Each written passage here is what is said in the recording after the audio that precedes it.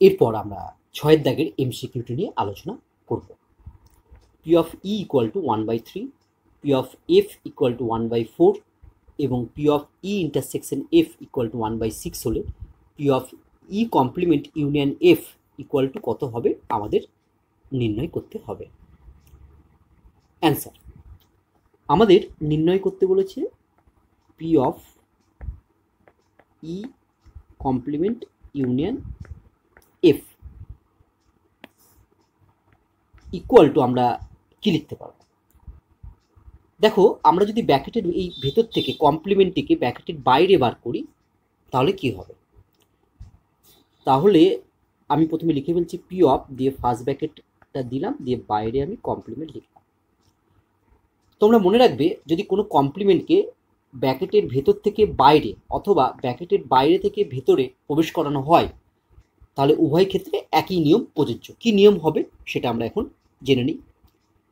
যদি ব্র্যাকেটের ভেতর থেকে কোনো কমপ্লিমেন্টকে আমরা ব্র্যাকেটের বাইরে বার করি তাহলে মনে রাখবে, যার মাথায় কমপ্লিমেন্ট থাকবে তার মাথা থেকে কমপ্লিমেন্ট ডিলিট হয়ে যাবে এবং যার মাথায় কমপ্লিমেন্ট নেই তার মাথায় কমপ্লিমেন্ট বসবে, এবং মাঝখানে যদি ইউনিয়ন থাকে তাহলে ইন্টারসেকশন হবে, আর ইন্টারসেকশন থাকলে ইউনিয়ন হয়ে যাবে। তাহলে এক্ষেত্রে কি হবে না, এক্ষেত্রে ই এর মাথায় কমপ্লিমেন্ট আছে তাহলে শুধু ই বসবে, মাঝখানে ইউনিয়ন আছে ইউনিয়নটা ইন্টারসেকশন হয়ে যাবে, এফ এর মাথায় যেহেতু কমপ্লিমেন্ট নেই তাই এফ এর মাথায় আমার কমপ্লিমেন্ট বসে যাবে।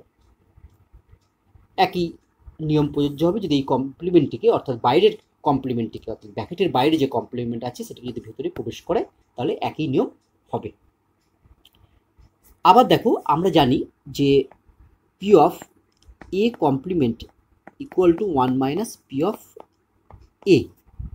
তাহলে এক্ষেত্রে P of E intersection F complement যে তার আবার কমপ্লিমেন্ট, এটা কি হবে, এটা ইকুয়াল টু আমরা লিখতে পারবো 1 minus P of E intersection F তার কমপ্লিমেন্ট।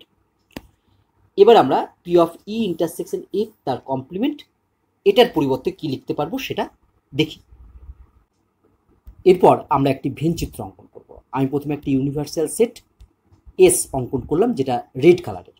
এরপর এই ইউনিভার্সাল সেট এর মধ্যে আমি একটি সবুজ কালারের ই সেট অঙ্কন করলাম, তারপর ব্লু কালারের আরেকটি সেট এফ অঙ্কন করলাম।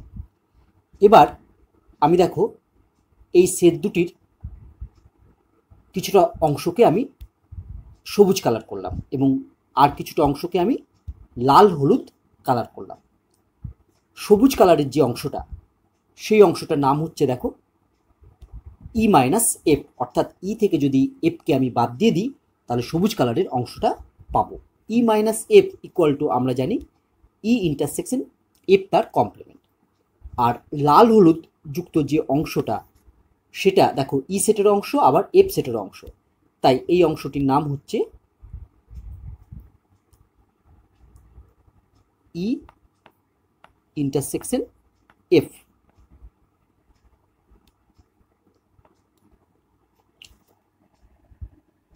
এবার তোমরা দেখো যে ই ইন্টারসেকশন এফ তার কমপ্লিমেন্ট এবং ই ইন্টারসেকশন এফ এই দুটো সেট পরস্পর পৃথক। এখন যদি আমরা এই ই সেটটা থেকে লাল হলুদ এই সেটটাকে বাদ দিয়ে দিই তাহলে সবুজ কালারযুক্ত অংশটা পড়ে থাকবে। সবুজ কালারযুক্ত অংশটা মানেই হচ্ছে ই মাইনাস এফ, বা তাকে আমরা বলতে পারি ই ইন্টারসেকশন এফ তার কমপ্লিমেন্ট। তাহলে আমরা অঙ্কে লিখতে পারবো 1 মাইনাস যে থার্ড ব্র্যাকেট দিলাম P of E intersection F complement, এর পরিবর্তে কি লিখবো, এর পরিবর্তে লিখবো আমরা পি অফ ই, মানে ই এই সেটটা থেকে আমি যদি বাদ দিই P of E intersection F, তাহলেই আমি এই সবুজ কালারযুক্ত অংশটার প্রবাবিলিটি পেয়ে যাব, অর্থাৎ P of E intersection F তার কমপ্লিমেন্ট আমরা পেয়ে যাব। খুব সহজে এই ফর্মুলাটি কিভাবে মনে রাখবে, P of E intersection F তার কমপ্লিমেন্ট। তুমি প্রথমে দেখবে ই আর এফ এর মধ্যে কার মাথায় কমপ্লিমেন্ট নেই। আমি দেখতে পাচ্ছি ই এর মাথায় কমপ্লিমেন্ট নেই। যার মাথায় কমপ্লিমেন্ট নেই সেটা প্রথমে লিখব P of E minus P of যে দুটো সেট এখানে আছে ই আর এফ কমপ্লিমেন্ট বাদ দিয়ে সেই দুটো সেট লিখে দেবো, অর্থাৎ P of E intersection F.